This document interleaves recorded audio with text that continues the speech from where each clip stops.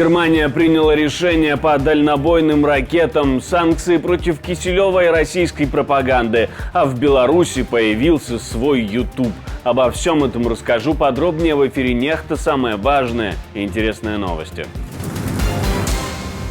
Украинские войска продвигаются вглубь Курской области. Оккупанты тем временем имеют успех в Донецкой. Речь идет о трассе, которая ведет, соответственно, на Глушково. Тогда бы котел замкнулся. Армения и США собираются расширять сотрудничество без всяких опасений. Я не думаю, что Армения вообще вышла уже из-под зоны сферы влияния Российской Федерации.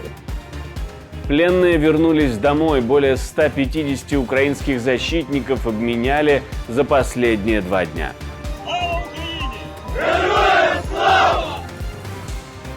Спасибо, что смотрите, спасибо за доверие. Не забывайте про лайки, комментарии, не забывайте подписываться на канал.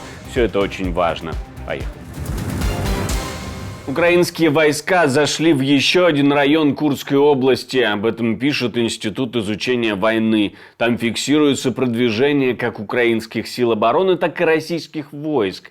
При этом на линии Купенск-Сватово-Кременная и в Донецкой области российские подразделения незначительно, но продвинулись. Не так давно украинские силы продвинулись к югу от Веселого, возле Глушкова, и в 3 километрах от границы. Геолокационные данные от 13 сентября указывают на действия российских войск в центре населенного пункта Снагость, южнее Коренева, что может свидетельствовать о его захвате. Российские источники также заявляют о взятии Покровского и Обуховки, юго-восточнее Коренева и Снагости, но Институт изучения войны не нашел доказательств этим утверждениям. Речь идет о том, что данное локальное наступление российских оккупантов имеет целью предотвратить оперативное окружение российской группировки, которая находится в Глушковском районе. Численность данной группировки от 2 до 3 тысяч. Силами обороны Украины созданы предпосылки для, соответственно, взятия под контроль Глушковского района. Это площадь порядка 700 квадратных километров. И оперативное окружение российской группировки. И, соответственно, пополнение обменного фонда. Основные удары российских войск приходятся как раз в район населенного пункта Снагость. То есть не дать возможности силам обороны Украины выйти на непосредственный контроль. Речь идет о трассе, которая ведет, соответственно, на Глушково. Тогда бы котел замкнулся. 14 сентября CNN сообщила, что в Курскую область были переброшены подкрепления из ЧВК «Вагнер», которые раньше находились в Западной Африке. Эти вагнеровцы предположительно лучше оснащены и обучены, чем регулярные российские силы в регионе. Германия приняла окончательное решение о передаче дальнобойных ракет Украине. Они не будут передавать их Киеву. И в этом позиция канцлера, как он говорит, не поменяется. А решения, которые вынесут США и Великобритания, остаются их личным делом, говорит канцлер. Вместе с тем в Германии появляется еще одна инициатива. Лидер фракции СДПГ в Бундестаге Рольф Мюцених предложил создать международную контактную группу для продвижения мирной инициативы по войне России в Украине. Он заявил, что канцлер Германии Олаф Шольц и президент Украины Владимир Зеленский поддерживают активизацию мирных переговоров, где Россия также должна участвовать. В контактную группу, по его мнению, могли бы войти Китай, Индия, Турция и Бразилия. Ранее Шольц предлагал организовать еще одну мирную конференцию с участием России. О том, что происходит в Германии и почему так часто меняется мнение, ведь еще не так давно европейские медиа писали о том, что в Германии не против разрешить Украине наносить удары по территории РФ. Мы поговорили с человеком, который длительное время занимается изучением европейской политики, кандидатом политических наук Богданом Фернсом. Я это объясняю политической борьбой уже, наверное, кампании, которая как раз направлена на политическую расстановку сил в 2025 году, потому что выборы общенациональные запланированы в 2025 году, и после результатов выборов в некоторых федеральных землях тенденция для правящей коалиции очень, так скажем, неоптимистичная. И это, с одной стороны, стимулирует оппозиционные политические фракции спекулировать иногда на тематике, в том числе и там предоставление дальнобойного оружия, если это внешняя политика, если это внутренняя, это вопросы миграции. То есть Германия сейчас полностью вовлечена вот этот миграционный опять дискурс. С другой стороны, как бы для оппозиционных парламентариев всегда намного легче что-то предлагать, чем реализовывать, но решения принимаются в первую очередь в канцелярии Шольца. Это тоже нужно понимать. Поэтому мое мнение такое, что пока Шольц точно не готов к такому новому этапу по предоставлению Украине, ну, например, Таурусов, но если другие союзники, партнеры западные как бы примут такие решения, я думаю, тогда Германия, в принципе, может присоединиться к... Украинский легион в Польше скоро начнет свою работу, пока Министерство обороны обеих стран финализируют оставшиеся вопросы и готовят практические шаги, как говорят министры на общей пресс-конференции. В соглашении, которое подписали Зеленский с Туском, есть положение, предусматривающее взаимодействие обеих сторон в подготовке украинского военного подразделения на территории Польши, которое будет состоять из добровольцев, граждан Украины, проживающих за рубежом. Деталей действительно известно пока мало, но польский министр заявляет, что, цитирую, «немного продвинули это дело вперед. Польша поддерживает готовность подготовить украинское подразделение на своей территории». Россия и Украина обменялись пленными по формуле 103/103. Это второй этап обмена. Первый состоялся накануне, тогда домой вернулось 49 украинских бойцов. Об этом обмене говорил президент Украины. Удалось обменять в том числе защитников Мариуполя и Азовстали. Телеграм-каналы пишут о 23 бойцах Азова. А украинский омбудсмен говорит, что большая часть тех, кто вернулся домой за эти 2 дня, удерживались в плену с самого начала широкомасштабного вторжения. Но российские оппозиционные ресурсы утверждают, что в РФ вернулось 147 оккупантов, а в Украину 152, среди них 23 женщины.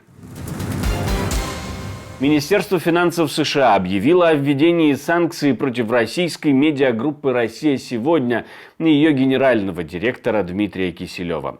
В санкционный список были добавлены 3 юридических лица, включая медиахолдинг «Россия сегодня», который включает, в свою очередь, информагентство РИА Новости, агентство и радио «Спутник». Санкции также затронули автономную некоммерческую организацию ТВ Новости, представляющую пропагандистский телеканал RT, и Евразия, занимающуюся продвижением российской так называемой культурной дипломатии за рубежом. Кроме того, в черный список Минфина США попали Дмитрий Киселев, генеральный директор «России сегодня», и Нелли Парутенко, глава АНО «Евразия» и гражданка Молдовы. Новые санкции были объявлены после того, как Вашингтон обвинил RT и Russia Today в сотрудничестве с российской разведкой и в сборе средств для финансирования российской армии в Украине. А в Беларуси тем временем запускает свой YouTube. Называться он будет «Видео Бел», и там будут только программы белорусских пропагандистов и выступления Лукашенко. Очень странный ресурс, но тем не менее, чего только нет в интернете. Сегодня у нас есть необходимость обезопасить себя в информационном пространстве. Мы постоянно испытываем давление, когда наши ресурсы начинают закрывать. Пытаются закрывать, как только мы говорим неудобную правду. Это практика, которую испытали наши союзники, россияне, постоянно. И то же самое происходит в отношении наших и каналов, и платформ, и любых ресурсов, с которыми мы работаем. Вы знаете прекрасно, и у Беларуси сегодня закрывали, и у НТ закрывали ресурсы. Поэтому мы сегодня создаем белорусскую площадку. Вот это главное, наверное, отличие от всего того, что у нас было. Мы создаем белорусскую, по сути, OTT-платформу, на которой будет аккумулироваться весь тот видеоконтент, главный политический видеоконтент, который мы производим. Армянский премьер-министр поговорил с госсекретарем США. Одной из ключевых тем обсуждения стало укрепление сотрудничества между США и Арменией в таких сферах, как энергетика, торговля, инвестиции и образование. Значит ли это то, что Армения окончательно отбивается от московских рук? Я не думаю, что Армения вот вообще вышла уже из-под зоны сферы влияния Российской Федерации. Это как бы только некоторые устремления Пашиняна, но не всегда они достаточно настоящие. Почему? Потому что Пашинян после проигрыша в контексте Карабаха, в столкновениях с Азербайджаном, он сейчас, с одной стороны, у него развязались руки к тому, чтобы крен некоторые делать в сторону Запада, а с другой стороны он понимает, что все равно они зависимы сейчас от России. То есть для них Пашинян не совсем, мягко говоря, удобен, как мне кажется. Но в то же время считать Пашиняна четко проевропейским политиком я бы также не стал. То есть он пытается, исходя из ситуации, в которой сейчас его страна, пытается политически все-таки закрепиться, ему удается пока, нужно отдать должное, и в то же время балансировать между возможной более западной будущностью Армении, но в то же время он понимает всю угрозу, которая исходит из Кремля также.